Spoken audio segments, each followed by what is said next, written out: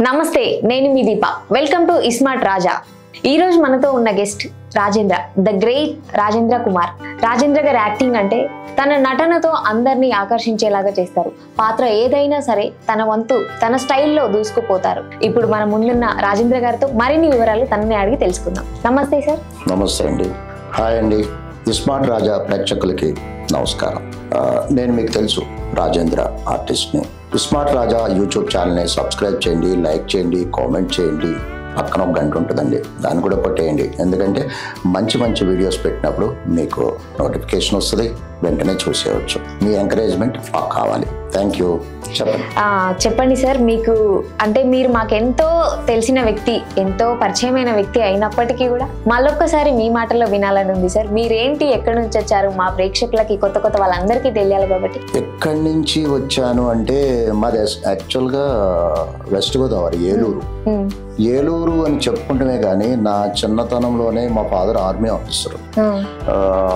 ట్రాన్స్ఫర్లు అట్లా స్టేట్లు తిరుగుకుంటూ నా చిన్నప్పుడు నేను 6th స్టాండర్డ్ అప్పుడు హైదరాబాద్ రావడం జరిగింది. అప్పటి నుంచి నేను హైదరాబాద్లోనే ఉన్నాను. ఇక్కడే నా ఎడ్యుకేషన్ అంతా మొత్తం ఇక్కడే. ఏలూరు అని చెప్పుకుంటాం వరకు కానీ ఫ్రాంక్గా చెప్పాలంటే పెద్దగా తెలియదు నాకు. ఆ పుట్టింది మాత్రం నాది మర్చిపోయాను. మాది ఏలూరు, వెస్ట్ గోదావరి. నేను పుట్టింది మాత్రం వైజాగ్. అదేంటి సార్? అంటే మా ఫాదర్ చెప్పే కదా, ఆర్మీ ఆఫీసర్. ట్రాన్స్ఫర్ లో వెళ్తున్నప్పుడు నేను వైజాగ్ లో పుట్టాను. మా నేటివ్ ప్లేస్ ఏలూరు, పెరిగిందంతా హైదరాబాద్. ఇప్పుడు హైదరాబాదీ. పక్కా తెలంగాణ, పక్కా హైదరాబాదీ. ఓల్డ్ సిటీ వాళ్ళలో మీరు కలిసిపోతారు కావచ్చు. జై తెలంగాణ. జై తెలంగాణ. చెప్పండి. ఓకే సార్, హైదరాబాదీ మీరు అంటే ప్రతి స్టేట్ తిరగాల్సి వచ్చింది ట్రాన్స్ఫర్ అని అంటున్నారు కాబట్టి మీ ఫాదర్ కి. మీ స్టడీస్ కూడా అట్లనే ఉండేది కదా సార్? స్టడీస్ విషయం ఏంటి మరి? కరెక్ట్ క్వశ్చన్ వేశారు. అందుకే నా చదువు పెద్దగా సాగలేదు. ఎందుకంటే 4 రోజులు చిన్నతనంలో అక్కడ ఇక్కడ తిరగడం వల్ల నా ఎడ్యుకేషన్ ప్రాపర్గా ఏదో ఎండాకాలం వానాకాలం చదువులు అంటారు సారా, అలాగేదో కుంటుకుంటూ డిగ్రీ వరకు ఫినిష్ చేశాను. అంతకు మించి చదవలేకపోయా. అందుకే పర్టికులర్గా నాకు చదువు అంటే చాలా ఇష్టం అండి. నేను చాలామంది నన్ను ఫేస్బుక్లో కానీ షూటింగ్స్లో ఉన్నప్పుడు మీలాగా ఆడపిల్లలు మా పిల్లలు నాకు ఇండస్ట్రీకి రావాలని ఉంది, ఏం చేయమంటారు అని కొంతమంది తల్లిదండ్రులు, కొంతమంది ఏంటంటే మా పిల్లల్ని ఇండస్ట్రీకి పంపాలనుకుంటున్నాము, మీరు ఎట్లా, మీ గైడెన్స్ ఏంటి, మీ ఎక్స్పీరియన్స్ ఏంటి చెప్పండి అంటే నేను ఒకటే చెప్తా, ఫస్ట్ చదువు ఫినిష్ అయినాకే మీరు ఏదైనా చేసుకోండి. అప్పటి వరకు చదువు నెగ్లెక్ట్ చేయొద్దు, ఫస్ట్ ప్రిఫరెన్స్ చదువే అని నేను అనేక మందికి చెప్పాను, చెప్తూనే ఉంటాను. ఎందుకంటే ఈ యాక్టింగ్ నటన అనేది ఏంటంటే ఒక సముద్రపు అలల లాంటి, అలా వస్తుంటే వెళ్తుంటే ఒకసారి పర్మనెంట్ గా వెళ్ళిపోతాయి. కానీ చదువు అట్లా కాదు. బాగా చదువుకుంటే లైఫ్ లాంగ్ మంచి ఉద్యోగం చేసుకోవచ్చు, జీవితంలో స్థిరపడవచ్చు. చదువుకున్నవాడు ప్రపంచంలో ఎక్కడైనా ఏ ప్రొఫెషన్ లో ఏ ఉద్యోగంలో సెటిల్ అవ్వగలడు. బట్ మా నటులు ఇక్కడ తప్ప వేరే చేయలేదు. అంటే మా ఫీల్డ్ ని కించపరుస్తున్నాను కాదు, ఉన్న వాస్తవం చెప్తా. అందుకే అందరికీ చెప్తా, బాగా చదువుకోమని చెప్తా. ఒకవేళ యాక్టర్ కాకపోతే, చదువు అంటే ఇంత ఇష్టం ఉంది కాబట్టి యాక్టర్ కాకపోతే ఇంకేం అయ్యేవాళ్ళు, ఇంకేం అవ్వాలనుకున్నారు మీరు? యాక్చువల్గా ఫ్రాంక్ గా చెప్పాలంటే నేను నా ఊహ వచ్చినాక నేను పోలీస్ ఆఫీసర్ అవుదాం అనుకున్నా. మేము కూడా అట్లనే చూస్తున్నాం సార్ మిమ్మల్ని. అయితే మా ఫాదర్ ఆర్మీ ఆఫీసరు, దాదాపు 22 ఏళ్ళు 2 పాకిస్తాన్ యుద్ధాల్లో కూడా ఉన్నారు ఆయన. అలాగే మా అన్నయ్య కానీ, మా మేనమామ కానీ, మా పెద్దనాన్న, ఆల్మోస్ట్ వాళ్ళు అందరూ డిఫెన్స్ ఫ్యామిలీ, అంతా ఖాందాన్ అంతా. అందరిది ఇదే కట్అవుటా సార్? ఆల్మోస్ట్ వాళ్ళు ఇదే కట్అవుట్.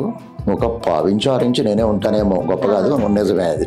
అయితే నాకు ఆర్మీకి వెళ్ళాలని ఇంట్రెస్ట్ నాకు ఎప్పుడు కలగలేదు ఎందుకో మరి. నాకు పోలీస్ ఆఫీసర్ అవ్వాలని బాగా ఉండేది. ఆ కోరిక నిజం చెప్పాలంటే ఇప్పటికీ చావలేదు, నాకు ఇప్పటికీ ఉంది. నాకు రాతలేదు, కానీ సినిమా పోలీసుని మాత్రం అయిపోయాను. మాకు మీరంటే పోలీసే అనే గుర్తొస్తుంది సార్. నేను ఫిల్మ్ ఇన్స్టిట్యూట్ లో థియేటర్ ఆర్ట్స్ లో డిప్లొమా తీసుకుని ఫస్ట్ టైం వేషం వేసుకుంది కూడా పోలీస్ ఆఫీసర్.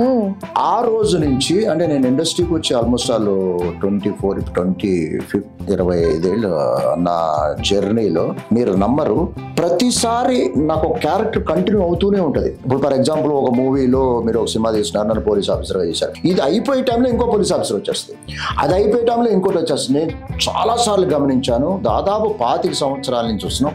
ఒకటి అయిపోగానే మధ్యలోనే ఇంకో పోలీస్, అంటే ఈ పోలీస్ ఆఫీసర్ క్యారెక్టర్ అనేది నన్ను వెంటాడుతుంది, కంటిన్యూ అవుతూనే ఉంది. కానీ ఎన్నిసార్లు వేసినా నాకు అదంటే మక్కువ కాబట్టి ఎన్నిసార్లు వేసినా నాకు పోలీస్ ఆఫీసర్ క్యారెక్టర్ బోర్ కొట్టదు. ఇక్కడ ఇంకో విషయం ఏంటంటే నేను ఇండస్ట్రీకి రాకముందు వచ్చిన కొత్తలో ఎంత ఫెమిలియారిటీ లేదు, అందరూ గుర్తుపెట్టేవారు కాదు కాబట్టి అప్పుడు ఇంకా స్ట్రాంగ్ ఉండేవాడిని, మీసాలు ఎలా ఉండేవి. అప్పట్లో బుల్లెట్ వేసుకుని వెళ్తుంటే మీరు నమ్మరు, చాలా మంది నన్ను పోలీస్ ఆఫీసర్ అన్నారు. అనేక సంఘటనలలో అనేక సార్లు కానిస్టేబుల్స్ నాకు సల్యూట్ కొట్టిన రోజులు ఉన్నాయి. పోలీస్ ఆఫీసర్ అయి ఉంటాడు, వీడు ఏ ఏరియా వాడు, కొట్టకపోతే ఏందో వస్తుందో అని చెప్పేసి కానిస్టేబుల్స్ నాకు సల్యూట్ కొట్టిన రోజులు ఉన్నాయి. ఎవరన్నా ఇప్పటికంటే గూగుల్ మ్యాప్ లో వచ్చినప్పుడు ఎవరన్నా అడ్రస్ అడిగి ఎవరన్నా బాబు ఈ అడ్రస్ ఏంటి అని అడిగితే వాడు ఎట్లా సమాధానం ఎట్లా చెప్పి సార్ ఐసా జానా సార్ అని అంత ఒబీడియంట్, అంటే ఆడి భయం పోలీస్ ఆఫీసర్. నేను నవ్వుకుంటూ ఉండేవాడిని, మిమ్మల్ని ప్రేమించేలాగా చేస్తుంది. అలా ఎంజాయ్ చేస్తున్నాను. పోలీస్ ఆఫీసర్ అవ్వకపోయినా ఇప్పుడు కూడా నాకు ఎక్కడన్నా రోడ్డు మీద వెళ్తుంటే రాంగ్ రూట్ లో వెళ్ళినా, రాంగ్ పార్కింగ్ లో పెట్టినా, ఎవడన్నా చేస్తుంటే చాలా కోపం వచ్చేస్తుంది. ఉంటే నేను ఈ రోజు పోలీసు తోలు తీసేవాడిని అని ఎన్నరగా ఫీల్ అవుతుంటా. సార్ మీరు ఫస్ట్ టైం పోలీస్ క్యారెక్టర్ వేసినప్పుడు అంటే మీద ఒక డ్రీమ్ కాబట్టి పోలీస్ అవ్వాలనేది ఎట్లా ఫీల్ అయ్యిండ్రు? ఇంకా కంటిన్యూగా అవే క్యారెక్టర్ ఇస్తుంటే ఎండ్ ఆఫ్ ద డే వరకు ఎట్లా ఫీల్ అయ్యిండ్రు సార్? చెప్తున్నా కదా, నేను ఆ పోలీస్ డ్రెస్ చేసుకుంటే నాలో ఏదో తెలియని వైబ్రేషన్స్, మీరు నిజంగానే పోలీస్ ఆఫీసర్ నేమో. అలాగే చాలా మంది, అనేక మంది, ఒకళ్ళు కాదు, నేను పోలీస్ డ్రెస్ వేసుకుంటే వచ్చి పోలీస్ ఆఫీసర్లా ఉన్నారు సార్ అని అప్రిషియేట్ చేసేవారు. ఇక్కడ గొప్ప విషయం, ఇంకొక విషయం చెప్పాలి. ఎప్పుడు లాంగ్ బ్యాక్, అంటే ఇప్పుడు ఎంత ఫెమిలియారిటీ రాలేదు నాకు. చెప్పా కదా, ఐ థింక్ 2000 అనుకుంటా, స్టూడెంట్ నెంబర్ 1 ఎన్టీఆర్ గారు స్టూడెంట్ నెంబర్ 1 రాజమౌళి గారి డైరెక్షన్ లో నేను దాంట్లో జైలర్ క్యారెక్టర్ ఉన్నది. ఎక్కడ అదెక్కడది మన చర్లపల్లి జైల్లో నేను షూటింగ్ చేస్తుంటే, నేను లోపలికి పెద్ద గేట్లతో ఎంటర్ అయ్యే పెద్ద స్టార్టింగ్ ఉంటారు కదా, అక్కడ నాకు టైం ఉందనేసి కుర్చీలో డ్రెస్ వేసుకుని కూర్చున్నా. ఇట్లాగే కూర్చుంటే లోపలికి డోర్ ఓపెన్ చేసుకుని 2 మఫ్టీలో పోలీస్ ఆఫీసర్స్ వచ్చారు. వచ్చి నేను యాక్టర్ పెద్ద గుర్తింపు రాలేదు కదా, వాళ్ళు వచ్చి వాళ్ళని ఇంట్రొడ్యూస్ చేసుకుని, సార్ మీది ఏ బ్యాచ్ సార్ అని అడిగాడు. లేదు సార్, సారీ బ్యాచ్ కాదండి, ఇలా షూటింగ్ నడుస్తుంది, నేను ఆర్టిస్ట్ యాక్టర్ అంటే ఓ అనేసి అనుకుని నవ్వుకుని వెళ్ళిపోయారు. అట్లాంటి డిపార్ట్మెంట్ వాళ్ళే నేను పోలీస్ వాళ్ళు అనుకునేవారు. ఈ ఇండస్ట్రీలో మీకు అంటే ఫస్ట్ మూవీ ఆపర్చునిటీ మీకు ఎట్లా వచ్చింది సార్? అంటే చాలా మంది థియేటర్ ఆర్ట్స్ నుంచి లేదంటే వచ్చిన వాళ్ళు కానీ కొత్తగా ట్రయల్స్ అంటే ఇండస్ట్రీలోకి వద్దాం అనుకునే వాళ్ళు కొంతమంది చాలా కష్టపడతారు. అవును సార్, అందుకే చాలా అంటే చాలా, నాకు చాలా మంది మెసేజ్లు కూడా పెడతారు, సార్ 5 ఏళ్ళు ట్రై చేసా, 6 ఏళ్ళు ట్రై చేసా, ఒక్క వేషం ఇవ్వట్లేదు సార్ ఎవరు అని. కానీ భగవంతుడు దయ వల్ల నేను ఏదో జన్మలో చేసుకున్న కళామ తల్లి, నేను ఇండస్ట్రీ నుంచి థియేటర్ ఆర్ట్స్ నుంచి బయట రాగానే నాకు వెంటనే వేషాలు పడిపోయినాయి. రెగ్యులర్ గా నాకు పోలీస్ ఆఫీసర్ క్యారెక్టర్స్. అలాగే జనరల్ గా నేను ఆడియన్స్ చూసే ఉంటారు, నేను హిస్టారికల్, మైథలాజికల్ ఒక చాలా పవర్ఫుల్ క్యారెక్టర్స్ చేశా. ఒక రావణాసుడు, దుర్యోధనుడు, శ్రీకృష్ణదేవరాయలు, ఒక భీముడు, ఒకటేంటి ఆల్మోస్ట్ ఆల్ మ్యాక్సిమం క్యారెక్టర్స్ చేశా. యముడు. జనరల్ గా ఏంటంటే యాక్టింగ్ లో నలిగిన తర్వాత ఆ వేషాలు వస్తాయి, కానీ నాకు స్టార్టింగ్ లోనే ఈ వేషాలు పడిపోయినాయి. అదృష్టం మీ వెనకాలనే అయి ఉండొచ్చు, అది నా అదృష్టం అయి ఉండొచ్చు, పర్సనాలిటీ అయి ఉండొచ్చు, ఏదేమైనా కానీ నాకు వేషాల కోసం పెద్దగా నేను కష్టపడ్డా. భగవంతుడి దేవల్ల నాకు ఏదో అడపా తడపా చిన్నయ్యో పెద్దయ్యో వస్తూనే ఉన్నాయి, చేస్తూనే ఉన్నా. కానీ అంత చాలా మంది కష్టపడినట్టు సంవత్సరాలు ఏం కష్టపడ్డా, నాకు ఇమ్మీడియట్ గా పడిపోయినాయి. చాలా మంది ఇక్కడ తినడానికి తిండి లేకుండా చిన్న చిన్న రూములు తీసుకొని ఇప్పటికీ కూడా సార్ జూనియర్ ఆర్టిస్ట్ గా అక్కడ కృష్ణనగర్ లో ఉండి దేవుడి దయ మేము అంటే మీరు పోలీస్ అవ్వాలనే ఆ డ్రీమ్ ఇట్లా మీకు నెరవేరింది కావచ్చు. అంతే కదా సార్. ఇండస్ట్రీ ఇదంతా అందరికీ తెలిసిందే, మీ గురించి మాకు వింటూనే ఉన్నాం, చూస్తూనే ఉన్నాం ఎన్నో సంవత్సరాలుగా. నేను పుట్టినప్పటి నుంచి చూస్తున్నా. లేదు సార్, మీ ఏజ్ ఎంత సార్? నాది ఎంత ఉంటదంటే మాక్సిమం ఉంటే 18+. 18+ మాత్రమే ఉంటది. అంతే 18+. అంతే సార్, ప్లస్ ఎంతైనా యాడ్ చేసుకోవచ్చు. ఎంతైనా అంటే 1-2 సార్ అంతే. ఎక్కువ యాడ్ చేసుకోవద్దు, కొంచెం యాడ్ చేసుకోండి. 18+ ఇప్పటి నుంచి మేము కూడా మా ఏజ్ ఎంత అంటే డైరెక్ట్ చెప్పకుండా 18+ చెప్పేస్తాం. మరి అది మిమ్మల్ని ఫాలో అవ్వాలి. కొన్ని నేర్చుకోవాలండి. చాలా మంది నన్ను అడుగుతుంటారు, నెంబర్ ఆఫ్ పర్సన్ చాలా సార్లు క్వశ్చన్ చేశారు, నీ ఏజ్ ఎందుకు కరెక్ట్ గెస్ చేయలేకపోతున్నావు, నీ ఏజ్ ఎంత ఉంటది అని అడుగుతారు. నేను ఒకటే చెప్తా, ఆడవాళ్ళ వయసు, మగవాళ్ళ జీతం, అలాగే ఆర్టిస్టుల వయసు కూడా అడగొద్దండి. అది కించపరిచినట్లు అవుతుంది కదా సార్ ఆ వయసులో. కించపరిచినట్టు ఏం కాదమ్మా. అట్లా ఏదో చాలా మంది ఇన్నర్ ఫీలింగ్ ఏంటంటే ఏజ్ ఎక్కువ ఉంటే ఏదో చిన్నతనం అయిపోయినట్టు ఏదో రకరకాలుగా ఫీల్ అవుతుంటారు. ఇండస్ట్రీ, మీ ఏజ్ అన్నీ అయిపోయినాయి. కొద్దిసేపు మనం పర్సనల్ లైఫ్ కూడా మాట్లాడుకుందాం సార్. పర్సనల్ లైఫ్ చిన్నప్పటి నుంచి మీరు అంటే సిబ్లింగ్స్ ఎంతమంది? మేము 4 అండి. అన్నయ్య, సెకండ్ నేను, థర్డ్ సిస్టర్, ఫోర్త్ తమ్ముడు. 4 కూడా యాక్టింగ్ ఫీల్డ్ లో? మా ఫ్యామిలీస్ లో గానీ, నా సరౌండింగ్స్, నా ఫ్రెండ్ సర్కిల్ లో గానీ ఎవ్వరూ లేరు ఆర్టిస్ట్ గా. నేను ఒక్కడే. మీరు ఒక్కరిగానే మరి అంటే మీకు ఆపర్చునిటీ రావడానికి కష్టం అవ్వలేదా సార్? బ్యాక్గ్రౌండ్ ఏం లేకపోతే మనం ఇండస్ట్రీలో చెప్పే కదా, నాకు ఎందుకు పెద్ద కష్టం అనిపించలే. ఎందుకు చెప్పి స్టార్టింగ్ నుంచే నాకు పడిపోయినాయి. బట్ నేను ఇండస్ట్రీకి చాలా మంది అంటే ఇప్పుడు మీ జనరేషన్ లో ఎలా ఉన్నారు అంటే, ఫస్ట్ మా జనరేషన్ గురించి మాట్లాడదాం. ఈ ఫీల్డ్ కి రావాలి వస్తున్నాను అంటే ఏదో కాని ప్లేస్ కి వెళుతున్నాడు, చెడిపోతాడు అనేసి ఎవ్వరు ఎంకరేజ్ చేసేవారు కాదు. ప్రాయంగా చెప్పాలంటే నన్ను కూడా ఎవరు ఎంకరేజ్ చేయలే. మా పేరెంట్స్ గానీ, మా స్నేహితులు గానీ, బంధువులు గానీ ఎవ్వరూ నన్ను ఎంకరేజ్ చేయలే. పైగా కించపరిచినట్టు మాట్లాడారు వెనక. ఏంటి, అబ్బో సినిమా యాక్టర్ అయిపోదామనే అని కించపరిచిన వాళ్ళు ఉన్నారు. అదే కించపరిచిన వాళ్ళు, అదే స్నేహితులు ఇప్పుడు నేను ఏదైనా ఫంక్షన్స్ కి వెళితే పరిగెత్తుకొచ్చి, రాజేంద్ర ఆ సినిమా చూసా, ఈ సినిమా చూసా, బాగుందిరా, అది ఇది అంటారు. అంటే ఇక్కడ మనిషి సైకాలజీ ఎలా ఉంటుందంటే, మనిషి ఎదుగుతున్నప్పుడు లాగాలని చూస్తారు. ఎదిగినాక ఇక లాగలేమని చెప్పేసి ఏ ఎండక గొడుగు అంటారు చూసారా, సూపర్ రా అంటారు. మనిషి నైజం అది. ఇప్పుడున్న జనరేషన్ ఎలా ఉందంటే, నేను చాలా మంది చూసా, తల్లిదండ్రి పిల్లల్ని ఎంకరేజ్ చేస్తున్నారు. కాస్త వయసు రాగానే లేని చిన్న పిల్లలు ఇండస్ట్రీకి తోసేద్దామని చూస్తా. అంటే మార్పు వచ్చింది చాలా. ఇదేమో చెడ్డ ఫీల్డ్ ఏం కాదు, వాళ్ళ అపోహ అంతే. చెడు ఎక్కడ లేదండి ప్రపంచంలో, ఎక్కడ లేదు చెప్పండి. ప్రతి ఫీల్డ్ లోనూ ఉంది. అంతే సార్, లేదా? ఉంది సార్, ఖచ్చితంగా. మనం ఏమంటారు, వెళ్ళే దారి మంచిది చేసుకోవాలి, దారి కరెక్ట్ చూసుకోవాలి. కానీ చెడు ప్రతి చోట ఉంది. కలుపు తీసే పొలాల్లో కలుపు తీసే చోట నుంచి చూసుకుంటే సాఫ్ట్వేర్ దాకా ఎక్కడ చూసినా మంచి ఉంది, చెడు ఉంది. అవును సార్. సార్ మీరు ఎవరితో షేర్ చేసుకొని ఒక ఫన్నీ ఇన్సిడెంట్స్ ఏమైనా ఉంటే మాతో షేర్ చేసుకోండి, మా ప్రేక్షకులు కూడా చూసి ఆనందిస్తారు. ఫన్నీ ఇన్సిడెంట్ అంటే ఇప్పుడా? ఎప్పుడైనా ఎవరితో షేర్ చేసుకొని ఉంటాయి కదా, మీ ఫ్యామిలీ వాళ్ళతో, ఫ్రెండ్స్ తో షేర్ చేసుకుని ఫన్నీ ఇన్సిడెంట్లు ఏమీ లేవండి. కానీ ఒక ఫన్నీ ఇన్సిడెంట్ ఉంది నా చిన్నతనంలో. అది ఒక లాస్ట్ ఇంటర్వ్యూలో చెప్పేసాను, మళ్ళీ చెప్పమంటే చెప్తా. చెప్పండి సార్, మా ప్రేక్షకులు చూస్తారు. మీ ప్రేక్షకులు చూస్తారు కదా, మన ప్రేక్షకులు.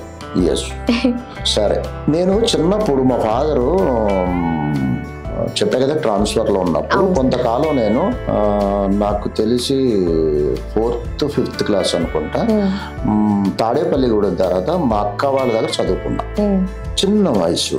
అందరూ ఎవరన్నా డబ్బులు, అప్పట్లో 5 పైసలు మీరు చూసుంటారు, అప్పట్లో 5 పైసలు 10 పైసలు అంటే చాలా పెద్ద అమౌంట్. ఎవరినిస్తే చాక్లెట్, బిస్కెట్, పెన్సిల్ కొనుక్కుంటారు. నేను ఒక వెరైటీగా అగ్గిపెట్లు కొనుక్కునేవాడిని. అదేంటి సార్ అగ్గిపెట్టి అంటే? దేనికి? పోలీస్ బాంబు వేయాలి, పట్టుకోవాలి, అది ఒక పిచ్చి ఆనందం. ఒక్కొక్కడికి ఒక పిచ్చి, ఒక్కొక్కడికి ఒక ఆనందం ఉన్నట్టు. అదేంటంటే అగ్గిపుల్ల తీసి ఆ పెట్టి మీద ఇలా అగ్గిపుల్ల పెట్టి ఇట్లా అంటే అంత దూరం వెళ్ళి పడుతుంటది. జస్ట్ కాల్చరు, ఇట్లా వేసేస్తాం. దాని మీద అది పెట్టి ఇలా అగ్గిపెట్టు పెట్టి ఇట్లా అంటే అంత దూరం వెళ్ళి పడుతుంటది. అదొక పిచ్చ నాకు, అదొక అలవాటు అయిపోయింది. ఒక రోజు అలాగే అగ్గిపెట్టి తీసుకుని వేసుకుంటూ వెళ్ళిపోయా. మా ఇంటి ముందు ఒక పెద్ద చెరువు ఉండేది. చెరువు పక్కన ప్రెసిడెంట్ గారిది పెద్ద గడ్డివాము ఉండేది. గడ్డివాము అంటే తెలుసా మీకు? తెలుసు సార్. పెద్ద గడ్డివాము. వేసుకుంటూ గడ్డివాము మీద వేసేసి వెళ్ళిపోయిన ఒక్క 5-6 నిమిషాలకి స్ట్రైక్ అయింది. అరే, గడ్డివాము మీద అగ్గిపుల్లలు వేసాను, ఏమన్నా అయిందేమో అని పరిగెట్టుకొచ్చేసరికి అప్పటికే బగ ఆకాశాన్ని ఎత్తు మంటలు. నాకు షివరింగ్, అగ్గిపెట్టి చెరులో పారేసి ఎలా ఊరంతా తిరిగి ఏమి తినేట్టు ఒక బుద్ధిమంతుడిలాగా చూస్తా ఉన్నాను. అప్పటికే సగం తగలడిపోయి జనాలు బిందెలతో నీళ్లు పోసి ఆరుపుతా ఉన్నారు.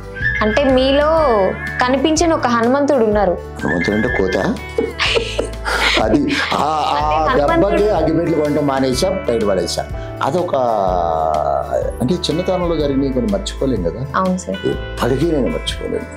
మరి ఫ్యామిలీ మీకెంతమంది పిల్లలు సార్? నాకు బాబు, పాప. బాబు ఏమో MS అయిపోయింది, US లో ఉన్నాడు. పాప ఏమో బీటెక్ 3rd year. అంటే మీరు బాబు పాప దగ్గరికి రెగ్యులర్ గా వెళ్ళొస్తుంటారా? ఇక్కడ పాప నా దగ్గరే ఉంటది. బాబు US లో ఉన్నాడు, ఇంకా వెళ్ళే టైం రాలేదు. Job searching. మేడం ఇక్కడే ఉంటారా సార్? ఇక్కడే హౌస్ వైఫ్. ఓకే. మీరు ఫస్ట్ టైం మీ బాబు US కి వెళ్ళేటప్పుడు ఎట్లా ఫీల్ అయ్యిండ్రు సార్? అంటే అన్ని రోజులు మీ దగ్గరే ఉండి ఆ ప్రేమ ఎందుకు ఉండదండి? ఫీలింగ్ రెండు ఉంటాయి అప్పుడు. ఒకటి ఆనందం, ఏంటి పై చదువులకు వెళ్తున్నాడు అనే ఒక పక్క ఆనందం ఉంటే, ఒక పక్క వదిలి వెళ్ళిపోతున్నాడు అనే బాధ. ఈ ఫీలింగ్ నాకే కాదు, ప్రపంచంలో పుట్టిన ప్రతి తల్లి తండ్రికి ఉంటది. నాకు గొప్పం కాదు, ప్రతి వాళ్ళకి ఉంటది. మీరు అంటే మీ తండ్రి గారికి నీకు డిఫరెన్స్ పెంపకం ఎట్లా అనిపిస్తుంది సార్? మీకు పిల్లలు ఉన్నారు. మా తండ్రికి నాకు మా పిల్లలకా? అవును సార్. అంటే మీ జనరేషన్ లో మిమ్మల్ని ఎట్లా పెంచారు? చెప్తానండి, అంటే ఓపెన్ గా చెప్పేస్తాను.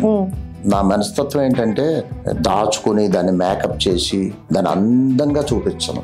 అది ఎలా ఉన్నా చూపించేస్తాను. అది నచ్చే వరకు నచ్చుద్ది. కొంతమందికి నా ఫ్రాంక్నెస్ నచ్చుద్ది, కొంతమందికి అది నచ్చదు. ఇక మీరు వేసిన క్వశ్చన్ కొంచెం ఎవరు వేయని క్వశ్చన్. చెప్తున్నా, మా ఫాదర్ నన్ను కొంచెం స్ట్రిక్ట్ గానే పెంచాడు. నేను మొన్న ఎక్కడో ఫంక్షన్ లో స్పీచ్ లో కూడా చెప్పా, పిల్లల్ని కొట్టవద్దు, వాళ్ళు తెలియక తప్పు చేస్తారు. మనం తెలిసి సహనాన్ని కోల్పోయి కొడతాం, అది తప్పు. ఎందుకని నా పర్సనల్ ఎక్స్పీరియన్స్ చెప్తున్నా. మా ఫాదర్ చనిపోయారు, 3 years అయింది. ఎప్పుడో 40 ఏళ్ల క్రితం మా ఫాదర్ నన్ను కొట్టింది ఇప్పటికీ నా మనసులో ఉంది, మర్చిపోలేను నేను. అంటే చిన్నతనంలో కొన్ని ఇందాక చెప్పా కదా, గడ్డివాం తగలేసింది, ఇలా మంచి చెడులు ఒక బలమైన సంఘటనలు ముద్రపడిపోతాయి, అవి పోవు. కొట్టే సిచ్యువేషన్ ఎందుకు తెచ్చుకున్నారు సార్?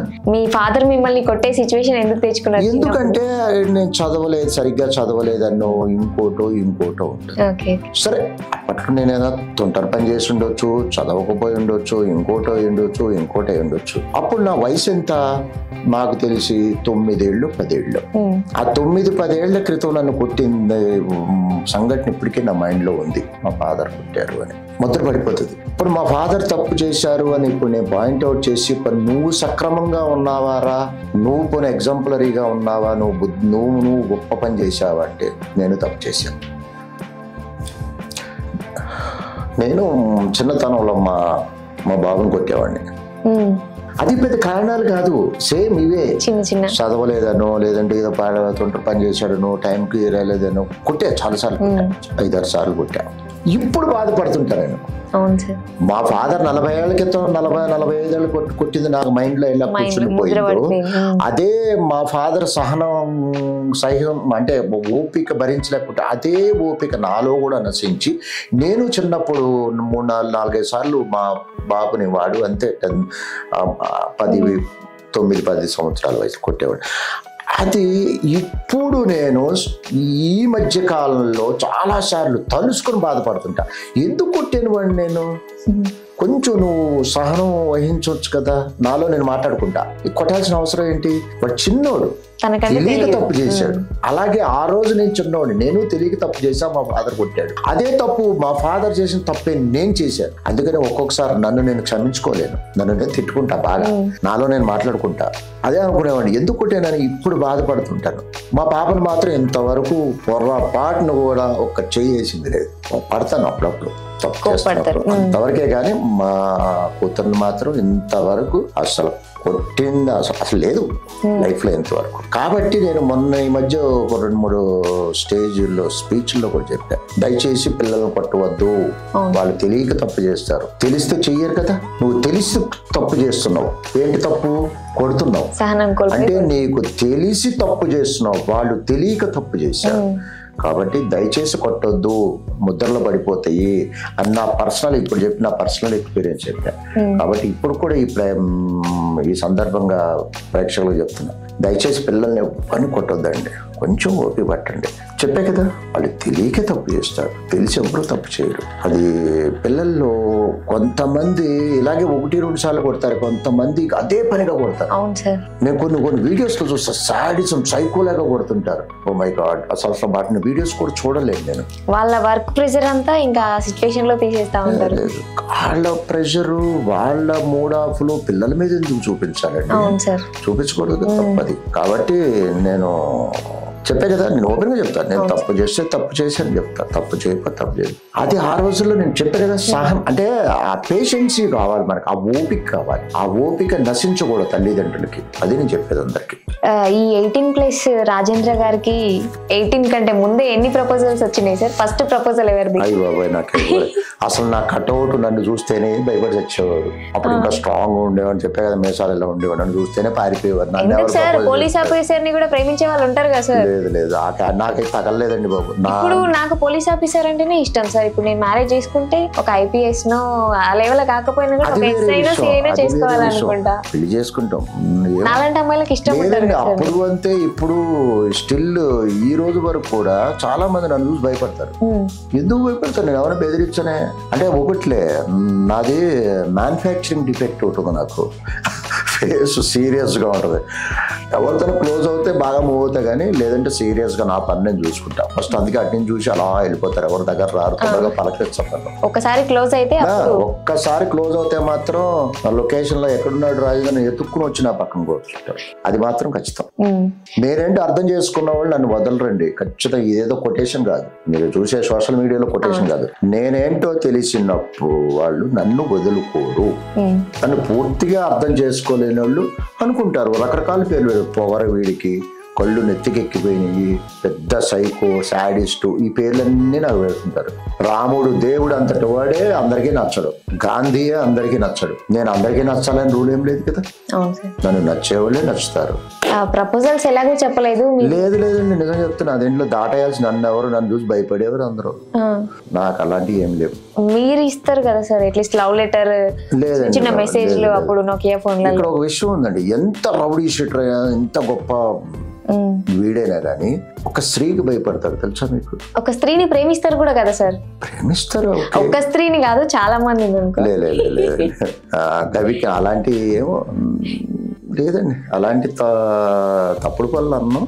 అలాంటి సంఘటనలు నాకు ఎప్పుడు మీ లైఫ్ లో చిన్నప్పుడు నా లైఫ్ కొంచెం నాది ఒక సాఫీ అయిన రహదారిలో రాల నా లైఫ్. ఇప్పుడు ఈ సీట్ లో కూర్చున్నా నేను, సాఫీ అయిన రహదారిలో రాలన్నది చాలి ముళ్ళదారుల్లో వచ్చి, బతుకుల రోడ్డు ముళ్ళ బాటలో నడిచి వచ్చి ముళ్ళు గుచ్చుకుని వచ్చి బాటలో. తప్పుడు దారి కాదు, రైట్ వేనే, బట్ ముళ్ళదారిలో ప్రయాణించి, బతుకుల రోడ్లో ప్రయాణించి ఈ రోజున ఇక్కడ ఉన్న చాలా మెలికలు ఉన్నాయి నా లైఫ్ లో. నాకు చాలా మందికి ఒక్క చిన్న స్థానంలో ఇవన్నీ గుర్తుంటాయి. నాకు నా 9 సంవత్సరాల వయసు అప్పటి నుంచి నాకు జ్ఞాపకాలు ఇప్పటికీ ఉన్నాయి. చాలా అందరికీ ఉంటాయో ఉండవో నాకు తెలియదు. 8-9 సంవత్సరాల వయసులో జరిగిన సంఘటనలని స్టిల్ ఇప్పటికీ నాకు జ్ఞాపకం. దానివల్ల మనం ఎక్కువ బాధపడైన ఉండాలి, ఎక్కువ ఇష్టపడైన ఉండాలి, ఆనందపడైన ఉండాలి, అప్పుడు గుర్తుంటాయి సార్ మనకి చిన్నప్పుడు. చాలా ఉన్నాయి. ఇప్పుడు మీరు ఇందాక చదువు టాపిక్ వచ్చింది. అవును సార్. నేను సరిగ్గా చదువుకోలేదు, అందరూ బాగా చదువు, మా ఫ్యామిలీ అందరూ వెల్ ఎడ్యుకేటెడ్స్, అందరూ CAలు. మీరు కూడా డిగ్రీ కంప్లీట్ చేశారు కదా? డిగ్రీ పెద్ద చెప్పే కదా, ఎండాకాలం వానాకాలం కంప్లీట్ చేయాలి. డిగ్రీ అనేది ఏదో చిన్న ఇది, కానీ అందరూ మా ఫ్యామిలీస్ అందరూ బాగా చదువుకున్నారు. నేను ఒక్కడిని చదువుకోలేకపోయాను. దానికి కారణాలు కానీ ఇప్పుడు చెప్పాల్సింది ఏంటంటే, మీరు ఇందాక ఏమన్నారు, మీ గత స్మృతులు ఏదైనా బ్యాడ్ అడిగినట్టున్నారు కదా? అవును సార్. ఏదో అడిగారు ఇందాక, అదే కదా? అదే సార్, అదే అడిగిన. నన్ను ఒక కళ వెంటాడుతుంటుందండి. కొన్ని సినిమాల్లో చూసుంటారు, వాడు పడుకుని సడన్ గా లేచి ఆ పాతయన్నీ గుర్తొచ్చుంటే చాలా సినిమాల్లో కొన్ని అవును సార్, చాలా సినిమాల్లో చూసుంటారు. అదే టైపు ఒక కళ నన్ను వెంటాడుతుంటది రియల్ గానే. ఇప్పటికీ అంటే మీ లైఫ్ లో రియల్ నా లైఫ్ లో జరిగేది అది. ప్రతి నెల కనీసం నెలకొక్కసారన్నా, ఒకసారి 2 సార్లు, లేదా 40 రోజులకో 30 రోజులకో ఒక కళ, ఒకటే కళ నన్ను రిపీట్ అవుతుంటది. నాకు అదే కళ వస్తుంటది. నాకు ఏ కళ అంటే, అందరూ ఎగ్జామినేషన్ హాల్లో రాసేస్తున్నారు, నాకు ఆన్సర్స్ రావట్లా, లేదంటే ఎగ్జామ్ టైం అయిపోతుంది, నేను వెళ్ళలేకపోతున్నా, అందరూ రాసేసారు, నాది బ్లాంక్ పేపర్, ఏం రాయాలో తెలియట్లే నాకు, ఆ టెన్షన్, టైం అయిపోతుంది, వెళ్ళిపోతుంది, అందరూ రాసేస్తున్నారు, ముందుకెళ్ళిపోతున్నారు, నేను వెనకబడిపోతున్నా, తక్కువ లేచి కూర్చుంటా నిదట్లోంచి, మళ్ళా కాసేపటికి పడుకుంటా, మళ్ళీ అదే రిపీట్ అవుతుంటుంది. అంటే నా మనసులో చెప్పే కదా చదువు అంటే నాకు ఎంత ఇష్టం అని. అంటే అంత సఫిషియెంట్ గా అంత మంచి చదువు నేను చదువుకోలేకపోయాను అనేది నా మనసులో నా కూర్చొనిపోయింది. ఇప్పటికీ మీరు నంబర్, నేను ఏదో చెప్పట్లేదు, ఏదో చెప్పట్లేదు, ఇప్పటికీ ప్రతి 30-40 రోజులకి ఈ సేమ్ కళ రిపీట్ అవుతుంది. కొన్ని 100 సార్లు వచ్చుంటుంది ఇదే కళ నాకు. అందుకే చెప్తా, అందరికీ బాగా చదువుకోండి అని చెప్తా. అది మీరు మర్చిపోలేని సంఘటన, నాకు ఇప్పటికీ మర్చిపోలేను. అది మరి ఎప్పటి వరకు కంటిన్యూ అవుతుందో తెలియదు నాకు. అంటే ఎవ్రీ మంత్, లాస్ట్ మంత్ కూడా ఎవ్రీ మంత్ ఆల్మోస్ట్ వాళ్ళు టైం చెప్పాను, 30 రోజులకో 20 రోజులకో 40 రోజులకో వస్తూనే ఉంది. సంవత్సరంలో 4-5 సార్లు ఇదే కళ వస్తుంది. అందరికి దయ్యాల కళలు, లేకపోతే పెద్ద పెద్ద బంగ్లాలు అంటే భయపడే కళలు వస్తే మీకు డ్రీమే ఒక కళ. ఎందుకంటే ఆ మనసులో కూర్చుండిపోయింది నాకు. నేను అందుకే చదువు అంటే నాకు బాగా ఇష్టం. బాగా చదువుకునే వాళ్ళు, బాగా చదువుకున్న వాళ్ళు అంటే నాకు బాగా ఇష్టం, ఎంకరేజ్ చేస్తాను.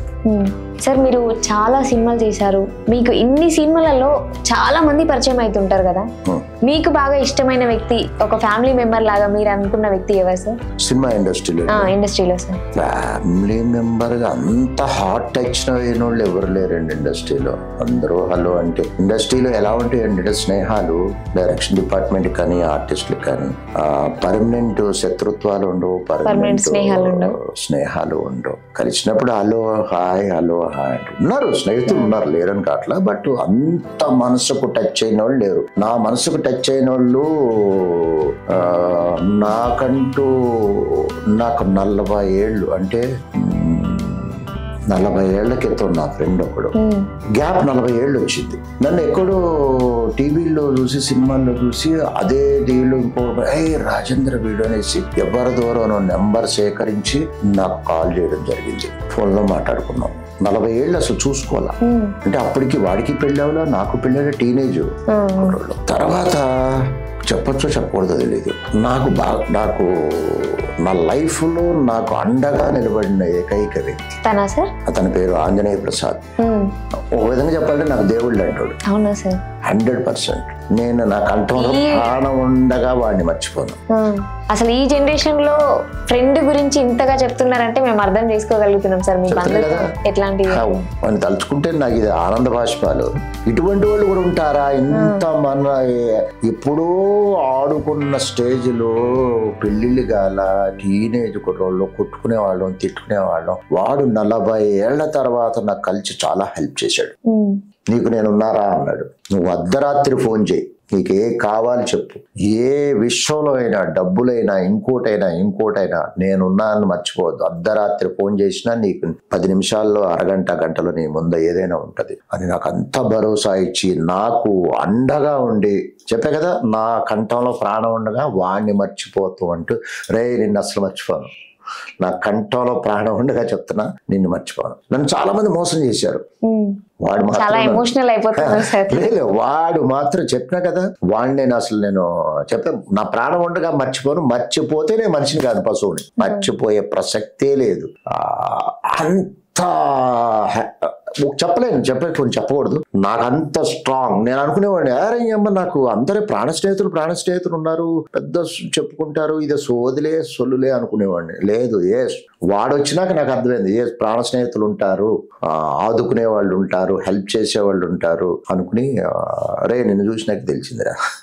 ప్రాణ అది అలా ఇక నాకు ఇక మంచి స్నేహితులు ఉన్నారు. అదే అదే చాలా మంది 25-30 సంవత్సరాలు ఉన్న ఫ్రెండ్స్ ఉన్నారు. అందరూ ఆదరించే వాళ్ళు ఉన్నారు.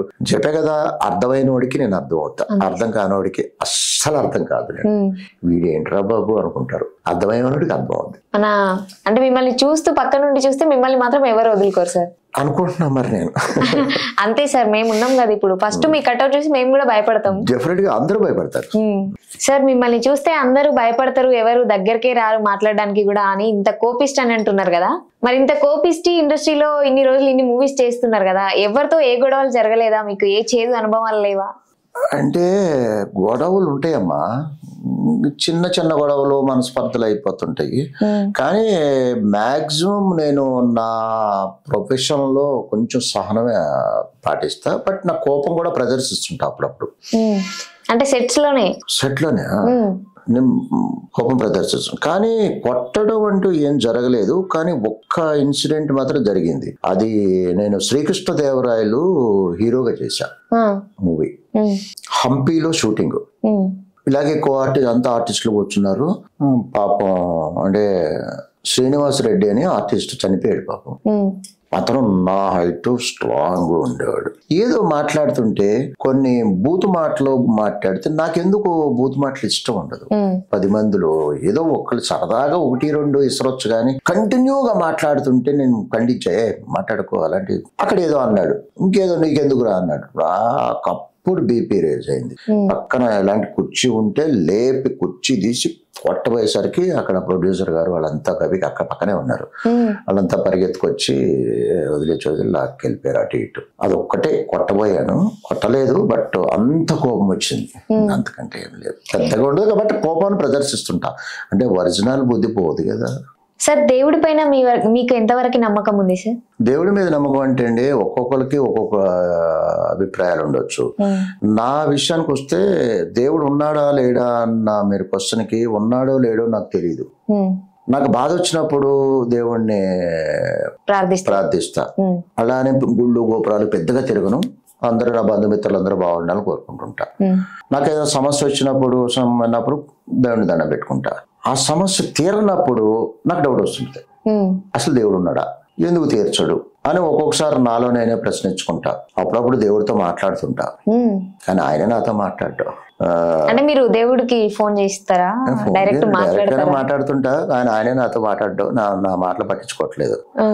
అదే బాధ వచ్చినప్పుడు ఒకసారి తలుచుకుంటా, ఒకసారి అలుగుతా. అంటే దేవుడితో మాట్లాడొచ్చని మాకు ఇప్పుడే తెలుస్తుంది. ఒక్కోసారి అలుగుతా, ఒక్కోసారి ఫైట్ చేశా. గతంలో నాకు ఒక పెద్ద సమస్య వచ్చింది, పెద్ద ప్రాబ్లం వచ్చినప్పుడు దేవుడితోనే ఫైట్ చేశారు. ఫైట్ అంటే మాట మాట్లాడా. ఓ రోజు పెద్ద సమస్య వచ్చినప్పుడు నేను దేవుడి ముందు నిలబడి ఏడ్ చేస్తూ, ఏం తప్పు చేశాను నేను, ఎందుకు శిక్షించావు నన్ను, బాగా ఏడ్చి ఒకటే చెప్పా, ఈ రోజు నుంచి నీ మొక్క నేను చూడను, నిన్ను పూజించను. రోడ్డు మీద జనరల్ గా మన కార్లో వెహికల్ వెళ్ళినప్పుడు గుడి కనిపించినప్పుడు ఎట్లా అనుకుంటాం కదా, అసలు నీ మొఖం కూడా చూడను. ఒకవేళ గవికి పొరపాటు చూసినా నీకు విష్ చేయను, నీకు అసలు నువ్వు లేవు, నువ్వు ఏం చేస్తావు, నన్ను ఏం చేయగలవు, చంపేస్తావు, అంతే కదా, చంపేసాయి. ఇప్పుడు నేను ఎదుర్కొన్న సమస్య కంట నా చావు పెద్దదేం కాదు, చంపేసాయి, అది చిన్నది. అది ఇంత పెద్ద సమస్య నాకు పెట్టావు, నేను ఈ రోజు నుంచి నీ ముఖం చూడను, నీకు పూజించను అని. అప్పుడు దాకా శనివారం సోమవారం ఉపవాసం ఉండేవాడిని, అన్ని తినేయడం, అసలు దేవుడి ముఖం ఒకటి చూడలేదు, అసలు కేర్ చేయలే. ఒక 2-2.5 ఏళ్ల తర్వాత ప్రాబ్లం సాల్వ్ అయింది. అప్పుడు తర్వాత నుంచి మళ్ళా మామూలే కదా, కాకా పడుతుంటా, దండ పెట్టుకుంటుంటా. మళ్ళీ మాట్లాడతాడు ఆయన, అప్పుడప్పుడు మాట్లాడుతుంటా, ఆయనే మాట్లాడతాడు నాతోటి. సార్, మీరు ఫస్ట్ దేవుడితో గొడవ పడి ఫైట్ చేసి మాట్లాడను అని చెప్పేసి మళ్ళీ పోనీలే అని మీరే ఆయనకు మళ్ళీ మాట్లాడి 2.5 సంవత్సరాల తర్వాత మాట్లాడినా అంటున్నారు కదా. మాట్లాడినప్పుడు అంటే ఆ 2.5 సంవత్సరాలు మీరు అలిగిండ్రు అని చెప్పేసి ఆ కోరిక నెరవేరిందంటారా? ఎట్లా అంటే మీరు నమ్మినందుక 2 years గ్యాప్ తీసుకున్నందుక? చెప్పలేనండి. పాపం వీడు అలిగాడు అని అనుకున్న అయ్యుండొచ్చు. రెండోది నా గ్రహణం అంటారు చూసారా, ఒక టైం ఉంటది, మరి ఆ టైంకి నాకు విడిపోయిందేమో, నువ్వు ఇంతకాలం శిక్ష అనుభవించాలి అని అనుకునే ఆ శిక్ష కాలం పూర్తయింది కాబట్టి ఆ ప్రాబ్లం సొల్యూషన్ వచ్చింది, సాల్వ్ అయింది కాబట్టి ఇక నేను కూల్ అయిపోయి సరే పోనీలే అని కాదు, మనస్ఫూర్తిగానే దండం పెట్టు. మనస్ఫూర్తిగానే అయితే నమ్ముతా. ఇప్పుడు మనిషికి కష్టం వచ్చినప్పుడు డెఫినెట్ గా నమ్ముతాడు. అవును సార్, మనకు ఫస్ట్ ఆ పరమాత్మ గుర్తొస్తాడు, అంతే కదా. ఇప్పుడు మరి ఆ పరమాత్మ మీకు ప్రత్యక్షం అయితే మీరు కోరుకునే ఫస్ట్ కోరిక ఏంటి సార్? దేవుడు నాకు ప్రత్యక్షమై ఒకటి అడగాలని ఉందండి. చాలా సార్లు ఇది కూడా నేను అడుగుతుంటాను, ఎందుకు స్వామి ఇలా చేయొచ్చు కదా అని అడుగుతుంటాను, కానీ ఆయనే మాట్లాడటం. కానీ నిజంగా ప్రత్యక్షం అయ్యి నీకు వరం కోరుకో, ఇష్టాన్ని పో అని అడిగితే మాత్రం ఒక్కటి కోరుకుంటా. ఏంటి సార్ అది? ఇప్పుడు జనరల్ గా ఏంటంటే మనం చాలా మంది తప్పులు చేస్తుంటారు, నేను చేస్తుంటా, మీరు చేస్తుంటారు. చాలా మంది తప్పులు, అరాచకాలు, దోపిడీలు ఎన్నో చేస్తుంటారు. చేస్తున్నప్పుడు అందరూ ఏమనుకుంటా అంటారు, వీడు తప్పు చేస్తున్నాడు, ఇది చేస్తాడు, వీడు వచ్చే జన్మలో వీడు శిక్ష అనుభవించి తీరతాడు అని కొంతమంది అంటారు. లేదు అంటే అది ఎంతవరకు నిజమో తెలియదు, వీడు చచ్చి పైకి నరకానికి వెళ్తే నూనెలో ఏంచుతారు అంటారు. ఎన్ని కథలు నిజమెంతో అబద్ధమెంతో తెలియదు. అరే ఈ జన్మలో మనుషులు అరాచకాలు చేస్తున్నారు, మర్డర్లు చేస్తున్నారు, డబ్బు కోసం దోపిడీలు చేస్తున్నారు, నానా రకమైన దారుణాలు చేస్తున్నారు. దారుణాలు చేసినప్పుడు ఎంత ఎక్కువ దారుణాలు చేస్తే అంత హ్యాపీగా ఉంటున్నాడు మంచివాడు. అవును సార్, ఇది మాత్రం వాస్తవం సార్, మనము చూస్తున్నాం. మంచివాడు కష్టపడుతూనే ఉన్నాడు, వాడికి అవిముక్తి లేదు. ఎంత పెద్ద దారుణాలు చేస్తుంటే అంత హ్యాపీగా ఉంటున్నాడు. దాన్ని చూసి ఎదుటోడు ఏమంటాడు, వీడికి వచ్చే జన్మలో ఎదవై పడతాడు, ఇంకో ఈ వచ్చే జన్మలో నరకం అనిపిస్తాడు అంటాడు. నేను చెప్పే ఇప్పుడు దేవుని ప్రత్యక్షం అయితే నేను అడిగే వరం ఏంటయ్యా అంటే, ఎవడైనా భూమి మీద తప్పు చేస్తే, ఏ తప్పైనా కావచ్చు, కోర్టులు గిట్లు న్యాయస్థానాలు అవసరంలా, అప్పుడు అవసరం ఉండదు. ఏ తప్పు చేసినా ఆ తప్పుకు సరైన శిక్ష ఈ రోజు చేస్తే ఇంకొక రోజు అంటే 30 రోజుల్లో ఆటోమేటిక్ జరిగిపోవాలి. అది మీరు కోరుకునే కోరిక. 30 రోజుల్లో ఎవరన్నా ఒక మర్డర్ చేశాడు, 30 రోజుల్లో ఇంకొక రోజు నిన్ను మర్డర్ చేస్తాడు. లేదు అంటే ఆడు మర్డర్ చేయడం తప్పే కాబట్టి నువ్వు ఏదో విధంగా ప్రాణం కోల్పోతావు. లేదంటే ఎవరైనా దోచేసు సరిగ్గా మళ్ళీ ఇదే రోజున 30 రోజులకి నీ డబ్బు పోవాలి అంటే తగిన శిక్ష కరెక్ట్ గా భూమి మీదే. అంటే వాడు చచ్చిపోయి ఎప్పుడూ శిక్ష అనుభవించడం కాదు, బాగా హ్యాపీగా దోచేసి సంవత్సరాలు 70 ఏళ్ళు 80 ఏళ్ళు రాజభోగాలు అనుభవిస్తున్నారు. అది కాదు, ఏ తప్పు చేసినా న్యాయస్థానాలు ఉండాల్సిన అవసరం. ఏ తప్పు చేసినా కానీ కరెక్ట్ గా చెప్పే కదా 30 days తర్వాత 30 రోజుల తర్వాత ఆటోమేటిక్ గా ఆ శిక్ష పడిపోవాలి. అప్పుడు ప్రతి ఓడు ఎవడు తప్పు చేయడు. ఎవడ చంపితే 30 రోజుల తర్వాత నేను చచ్చిపోతాను, దోషేస్తే 30 రోజుల తర్వాత నా డబ్బు పోతుంది, ఇంకోటి అని ప్రతి మనిషికి తెలిసి వస్తుంది. కాబట్టి డెఫినెట్ గా అప్పుడు ఏ న్యాయస్థానాలు అవసరం లేదు, అందరూ హ్యాపీగా ఉంటారు. బాగుంది సార్, ఇది నా కోరిక. చాలా బాగుంది సార్. మీరు ఫస్ట్ పేమెంట్ ఎంత తీసుకున్నారు? ఫస్ట్ పేమెంట్ 25 సంవత్సరాలు 24 అనుకో, ఇది 25 రన్నింగ్. నాకు బాగా గుర్తు, ఈటీవీలో బాపు గారి డైరెక్షన్, మహానుభావుడు, ఆయన డైరెక్షన్ లో నేను చేయగలిగాను. అప్పట్లోనే స్టార్టింగ్ లోనే భాగవతం అని చెప్పి, దాంట్లో నేను రోజుకి 1000 రూపాయలు. అప్పట్లో 1000 రూపాయలు అంటే చాలా పెద్ద అమౌంట్. అవును సార్, చాలా పెద్ద. ఇప్పటికీ 1000 రూపాయలకు తీసుకునే వాళ్ళు ఉన్నారు సార్. 750 500 తీసుకునే వాళ్ళు ఉన్నారు. 1000 రూపాయలు కూడా కాదు, 500 తీసుకునే వాళ్ళు ఉన్నారు. 750. అప్పట్లో 24 సంవత్సరాల క్రితమే నేను 1000 రూపాయలు నాకు ఈటీవీ ఇచ్చింది. నాకు ఈటీవీ అంటే చాలా ఇష్టం. ఈటీవీని ఎప్పటికీ మర్చిపోలేదు. నాకు ఈటీవీలో నెంబర్ ఆఫ్ ప్రాజెక్ట్స్ చేశాను, మంచి పేమెంట్స్ ఇచ్చింది. అట్లా పేమెంట్స్ అంటే రెగ్యులర్ గా ఇచ్చిండ్రా, లేదు అంటే ఇస్తామని చెప్పి మీకు ఈటీవీలో చెప్తున్నా కదండి, ఈటీవీలో డబ్బులు బ్యాంక్ లో ఉన్నట్టే. ఈటీవీ అనే కాదు, మీరు చేసిన ప్రాజెక్ట్స్ ఏవైనా సరే ఉన్నాయండి బాబు. ఊరికే రఫ్ గా క్యాల్కులేట్ చేశా, రఫ్ గా ఆ ప్రాజెక్ట్ లో ఎంత ఎగ్గొట్టారు, ఈ ప్రాజెక్ట్ లో ఎంత ఎగ్గొట్టారు వేసుకుంటే దాదాపు 25-30 లక్షలు వచ్చింది. ఏంటి ఎగ్గొట్టిన డబ్బులు. అదే సార్, అంటే మీరు ఎప్పుడు అడగలేదా సార్ మళ్ళీ పేమెంట్స్ ఇవ్వండి? అమ్మా నాకు అదేంటి సార్, మనం వర్క్ చేసినాం కదా సార్. ఆఫ్ కోర్స్ వర్క్ చేసాము, కానీ నాకు చాలా మొహమాటం, నేను అడగను. ఏదో పరిస్థితి బాగా పేకల మీదకి వస్తే, సార్ పేమెంట్ ఏమైంది సార్ అంటానే గాని నాకు కావాలి, పేమెంట్ ఇస్తేనే నేను లొకేషన్కి వస్తాను అని ఎప్పుడూ అనలేదు. నేను ఫ్రీగా యాక్ట్ చేసిన చాలా మందికి, సార్ నాకు ఒక రోజు యాక్ట్ చేసి పెట్టండి సార్ అంటే చాలా మందికి ఫ్రీగా యాక్ట్ చేశాను. వాళ్ళు ఎంత ఇచ్చినా తీసుకున్నాను, ఎగ్గొట్టినా నాకు మొహమాటం అండి. కాబట్టి చాలా మంది డబ్బులు పోయినాయి. కానీ ఒక్క ఇన్సిడెంట్ మాత్రం ఉంది, అది సినిమా పేరు చెప్పను, ఏమనుకోవద్దు. ఇంత రెమ్యునరేషన్ మాట్లాడుకున్నాం ఫస్ట్. మాట్లాడుకున్నాక మొత్తం వర్కింగ్ డేస్ అయిపోయిన తర్వాత పేమెంట్ వెళ్ళే ఆఫీస్కి వెళితే నేను అనుకున్న పేమెంట్ కంట తక్కువ పేమెంట్, అంటే ఆల్మోస్ట్ ఆల్ హాఫ్ పేమెంటే, బడ్జెట్ ఎక్కువైపోయిందని ఒక కట్ట, ఆ కట్ట కూడా ఏం కట్ట చెప్పను, ఒక కట్ట అలా ఇచ్చాడు. ఇస్తే ఏంటి సార్ మరి పేమెంట్ ఎంత అడిగాడు. నాకు ఇంకా చాలా రావాలి కదా, ఒకటి ఇచ్చారేంటి అన్న. ఇలా బడ్జెట్ ఏదో సోది చెప్పాడు. అప్పుడు కొంచెం పొగరుగా ఉండేవాడిని. రమ్మను ఆ కట్ట అలా ఇసిరా వాడి మీద, ఇసిరి ఉంచుకో నువ్వు అని వెళ్ళిపోయారు. అంటే సెట్స్ లో కోపడతారు, ఎక్కడైనా సరే మనకు అన్యాయం జరుగుతుందంటే వెంటనే కోపం వచ్చేసి. ఒరిజినాలిటీ ఎక్కడ పోద్దండి. అవును సార్. అది మీరు ఒరిజినాలిటీ అంటే గుర్తొచ్చింది సార్. ఇప్పుడు మన వాళ్ళకి అంటే మన తెలుగు ఇండస్ట్రీలో మన వాళ్ళకంటే తెలుగు వాళ్ళకంటే కూడా పక్క వాళ్ళకి, పక్క రాష్ట్రాల వాళ్ళకి, కన్నడ వాళ్ళకి కావచ్చు, మలయాళం తమిళ్ వాళ్ళకి ఎక్కువ ఛాన్సెస్ వస్తున్నాయి, మన వాళ్ళకి ఛాన్సెస్ తక్కువ అవుతున్నాయి. మంచి క్వశ్చన్. ఇది నా ఈ బర్నింగ్ మీలో కాదు, నాలో కాదు, ఇండస్ట్రీ తెలుగు అందరిలోనూ ఉంది. ఇప్పుడు యాక్చువల్ గా పొరుగింటి పులకూర రుచి అంటారు. ఇక్కడ వాళ్ళు మేము 6 అడుగులు ఉన్నా మేము కనపడం, ఆడెక్కడో ముంబైలోనో చెన్నైలోనో 3 అడుగులు ఉంటే వాడు కనపడతాడు. అంటే మన బ్లడ్ లో ఉంది మేమే ఎదగాలి, పక్కోడు ఎదగకూడదు అనేది ఉంది. అయితే ఇక్కడ వచ్చేసరికి మన రాష్ట్రంలో మన తెలుగు ఇండస్ట్రీలో నటులు లేరా, టెక్నీషియన్స్ లేరా అంటే లేదు. అద్భుతమైన టెక్నీషియన్స్, అద్భుతమైన నటులు.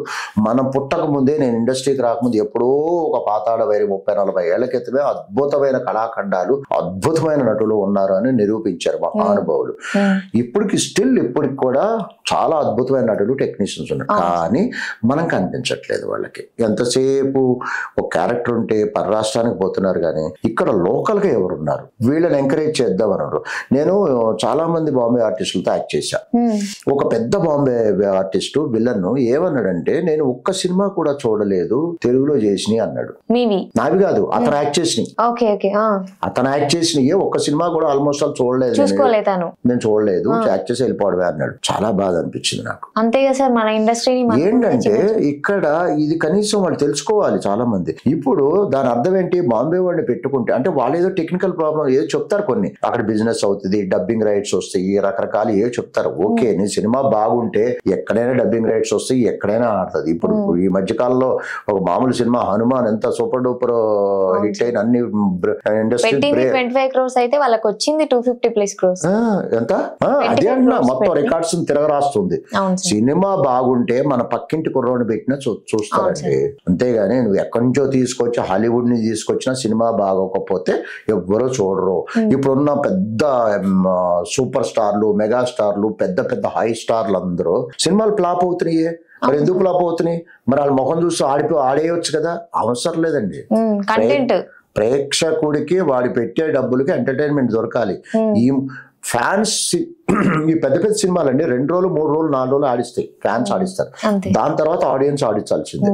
కాబట్టి నాకు అతను ఒక్క సినిమా కూడా చూడలేదు అన్నప్పుడు నాకు బాధ అనిపించింది. అరే అంటే ఒక్క టికెట్ కూడా తెగలేదా, అంతే కదా అనిపించింది. అదే కనుక ఈ లోకల్లోని పెట్టుకుంటే, నాలాంటి ఇంకొకటి మీలాంటి నాలాంటి పెట్టుకుంటే, నేను మంచి సినిమా చేశారా అని నీకు చెప్తే, అరే రాజేంద్ర మంచి సినిమా చేశారని ఫ్రెండ్స్ బంధువులు వాడు ఒక్కడే వెళ్ళగా 4 తీసుకెళ్లి గొప్పగా కనీసం 100, 200, 500 టికెట్లను దిగుతాయి కదా లోకల్లోని పెట్టుకుంటే. అంటే మరి ఎందుకు మన వాళ్ళని పెట్టుకోవట్లేదు చెప్పలేము. వాళ్ళు రకరకాల రీజన్ చెప్తారండి. అది ఎంతవరకు కరెక్ట్ తెలియదు, అది కరెక్ట్ అయ్యే ఉండొచ్చు. బట్ ఏది ఏమైనా కానీ దౌర్భాగ్యం ఏంటంటే లోకల్ ఆర్టిస్టులు ఖాళీ అయిపోయి ఫుడ్ లేకోకుండా, పస్తులుండి, ఫీజులు కట్టుకోలేక, రెంట్లు కట్టుకుంటా అనేక మంది ఏడుస్తున్నారు. ఆత్మహత్య చేసుకున్న వాళ్ళు కూడా ఉన్నారు.